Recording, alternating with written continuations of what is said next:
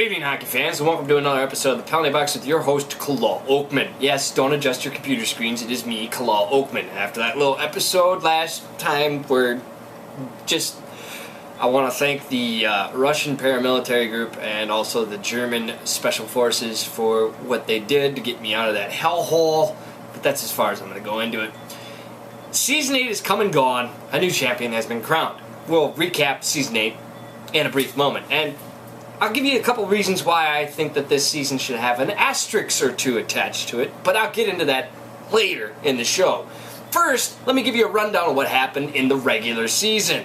It was an absolute nightmare on the West and a battle royale in the East.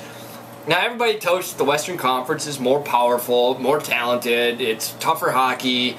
Bullshit. This season is pure bullshit. Each conference was equally difficult. In the West, you had Phoenix, San Jose, Nashville, Calgary, Colorado, St. Louis, Columbus, Chicago. Among other teams trying to get in was LA, Anaheim, Dallas was struggling to get in as well.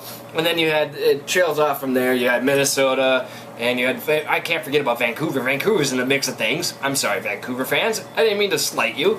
And then you had, of course, Edmonton, the back marker, if you will. And then in the Eastern Conference, you had a battle royale in the Atlantic Division between the New Jersey Devils and the Pittsburgh Penguins. Pittsburgh Penguins, defending Stanley Cup champions from Season 7, trying to reclaim that division crown on the way to defending their cup, were being beat back by the Devils out of New Jersey. In the Northeast Division, you had the Buffalo Sabres going up toe-to-toe with the Toronto Maple Leafs. On the back marker was Ottawa, Ottawa and Boston, and Montreal duking it out, trying to get into the last two spots of the playoffs. They were absolutely beating the crap out of each other in good old Ottawa-Boston fashion. And Montreal is in the mix, of course. Ottawa. It looked like Ottawa was actually going to make a run for a playoff spot, but they trailed off towards the end. But they did have a better year than they've had in previous seasons. So, you know what? It's progress, steps forward. Hopefully they can get things going. Then in the Southeast Division, you had the early frontrunner, the Carolina Hurricanes, but they trailed off, lost some steam. They went from a Category 4 hurricane to a tropical storm towards the end. And then it was more like just a rain cloud. And then you had the Tampa Bay Lightning. They were pretty much catching lightning in a bottle halfway through the season. They had an abysmal start. Absolutely horrible. Overtime was not kind to this team. But then they kept on battling and getting points here and points there. Next thing you know, they're making the playoffs. But ever so quietly, stalking its prey, in Cougarville, the Florida Panthers springboard themselves from third place in the division to division champions when the regular season ended. Then there's the Winnipeg Jets. Last season, the Winnipeg Jets were the division champions. This season, a little bit more struggles, some goaltending issues, and they just missed the playoffs by 1 point on paper. 2 points if you count the tiebreaker Montreal had over them. So, the way it turned out in the Eastern Conference, basically you had the New Jersey Devils, you had the Pittsburgh Penguins, the Buffalo Sabres, Toronto Maple Leafs, then you had the Carolina Hurricanes, the Tampa Bay Lightning, the Florida Panthers, and the Montreal Canadiens. Yeah, that's your top 8 right there in the East. In the West, your top 8 in no particular order was Phoenix, Phoenix, Columbus, Chicago, Nashville, San Jose, and I feel like I'm missing one. Who am I missing? Oh, Calgary, Vancouver, and Colorado. Yes, Colorado. They made the playoffs for the first time since Beta Season 2. Congratulations, Colorado. But when we get back from this break, I'm going to tell you why this was a season full of asterisks. Don't go away.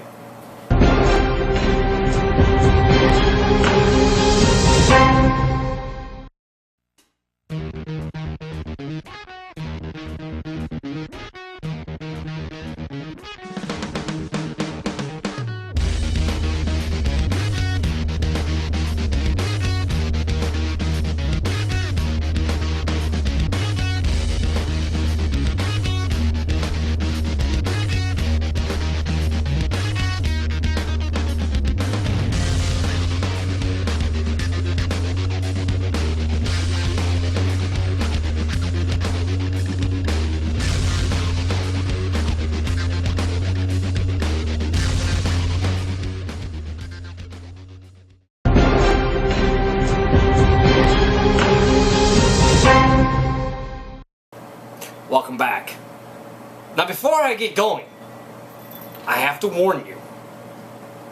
Some of you may not like what you're about to hear, and I frankly don't give a shit. It's an opinion show, it's my opinion. You don't like it, change the channel. Go watch that schmoob tube with Dollahrado Vision as he sits behind the camera like this. I'm gonna walk over here behind the set. Hey, Donnie, how you doing over there, buddy? Oh, big slap, oh, wrap around, oh, all that crap. It's pretty much all he does. Actually, he doesn't come across this side of the camera. He has to stand and hide behind the camera and just show video game footage as he makes really funny commentary. It's like watching Mystery Science Theater 3000, for God's sakes, without the little shadow puppets in the corner. In fact, Dollahrado Vision, I think you should have a little shadow puppet in the corner. Down here, in the little corner, you know, the three guys that just make comic relief of a really bad movie. Come along with me, baby, then you'll see my harnesses and my nets. Hey, catching trouble, you and me. Catching trouble, baby, you can't see. Catching trouble, baby, our kids are 3. It's like your show. You make comic relief of a really bad hockey game that's heavily dominated by your team. Because you never show a game where it's close or where you lose. It's always where you dominate.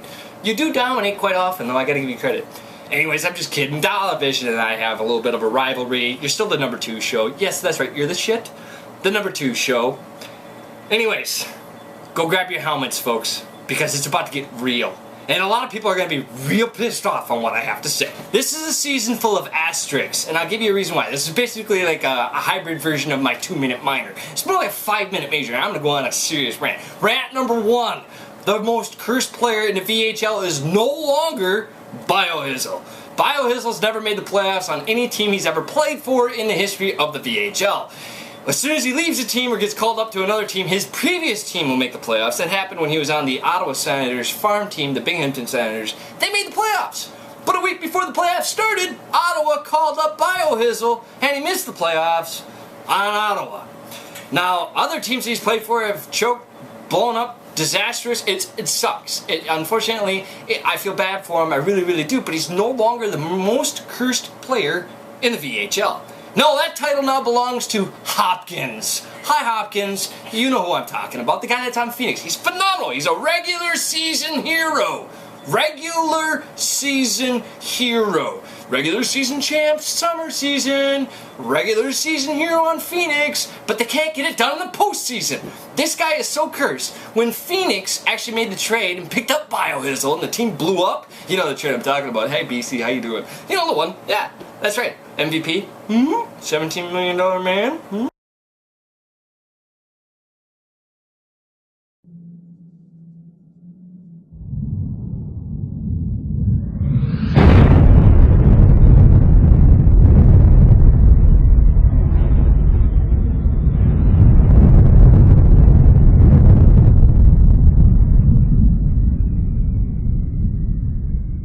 Hopkins requested a trade to then Eastern Conference powerhouse Tampa Bay.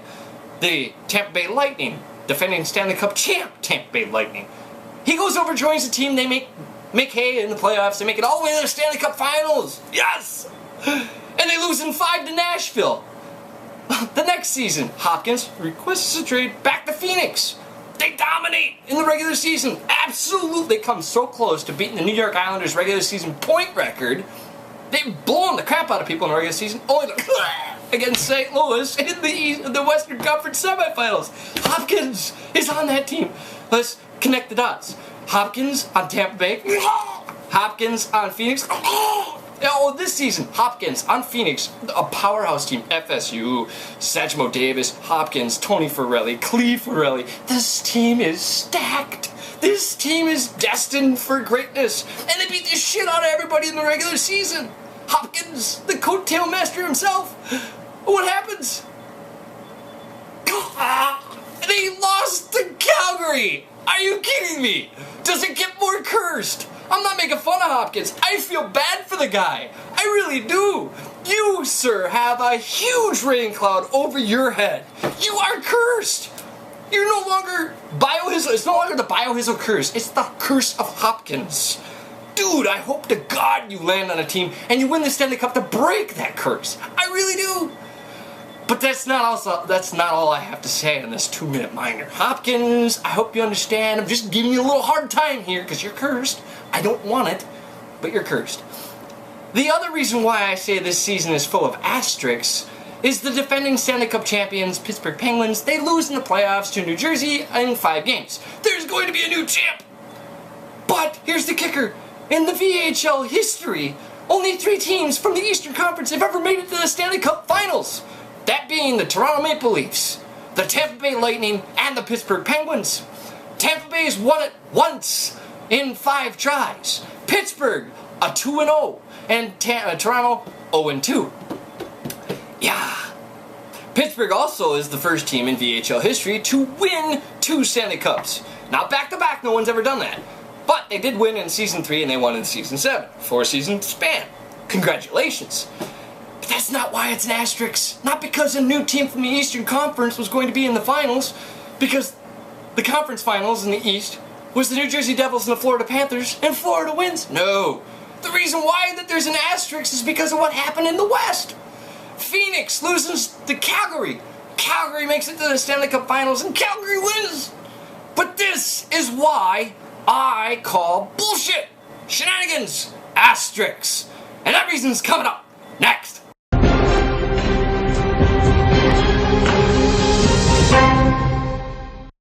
Guess who's back? Back again. Shady's back. Tell a friend. Guess who's back? Guess who's back? Guess who's back? Guess who's back? Guess who's back? Guess who's back? Guess who's back?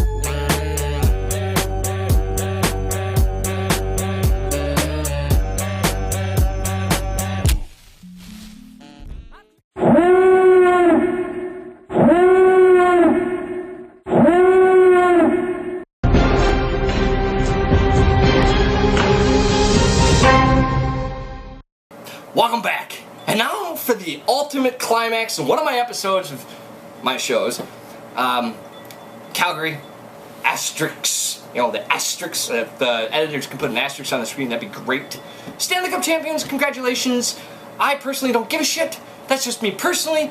But if you're a Calgary fan, I'm sure you're extremely happy. You're the first Canadian team to win the Stanley Cup out of 2 teams that have made it and tried. That would be the Toronto Maple Leafs and the Calgary Flames. Calgary's the first Canadian team. Full Canadian team, as in not a team full of Canadians, but actually a Canadian city or a province, if you will.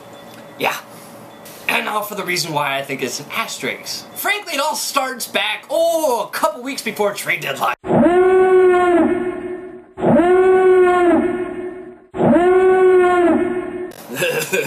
Now it's good. Look at them go. I know, he is so right. Unbelievable. That was bullshit. That is so. Hey, Dimitri, Pavel, check this out. He's breaking down Season 8. Yeah? Why are you wearing a Winnipeg Jets jersey? No, right the great day. I know. He is flashy, he is good, he scored puck. What's He with scored the not the Devils? goal for Winnipeg Jets. Why are you doing Screw the Wait a goals. minute. Screw the Winnipeg Ah, Jets. you're both wrong. Right the gray.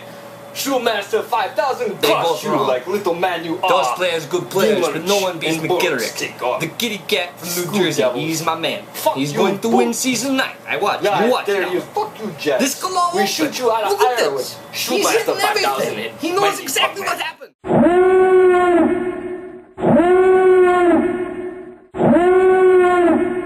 And that is why this season was full of asterisks. Come at me, bro. Have a good night.